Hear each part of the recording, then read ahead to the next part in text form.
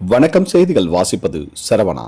வாலாஜாப்பேட்டையில் பாரதிதாசனார் பள்ளியின் 3ஆம் ஆண்டு விழா மற்றும் விளையாட்டு விழா நடைபெற்றது. ராணிப்பேட்டை மாவட்டம் வாலாஜாப்பேட்டை அடுத்த அனந்தலை கிராம ஊராட்சிக்குட்பட்ட பகுதியில் அமைந்துள்ள பாரதிதாசனார் சிபிஎஸ்இ பள்ளியில் தனது 3ஆம் ஆண்டு விழா மற்றும் விளையாட்டு விழா சிறப்பாக கொண்டாடப்பட்டது. இதில் கல்வி பணியில் தடம் பதித்து வரும் இந்த நிறுவனத்தின் ஆண்டு விழாவானது பள்ளி வளாகத்தில் கோலாகலமாக நடைபெற்றது.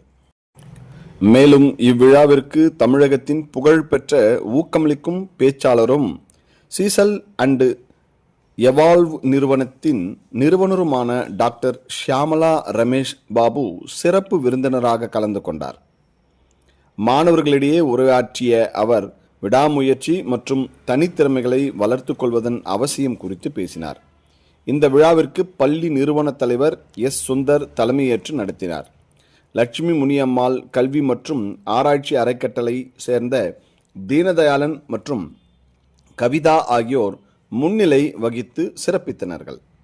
பள்ளியின் நிதி இயக்குனர் பத்மா, கல்விசார் இயக்குனர் டாக்டர் ஜான் லாரன்ஸ், IQAAC இயக்குனர் தெய்வசிகாமணி மற்றும் உடற்கல்வி இயக்குனர் வசந்தகுமார் ஆகியோர் விழாவில் பங்கேற்று மாணவர்களின் சாதனைகளை வாழ்த்தினர்.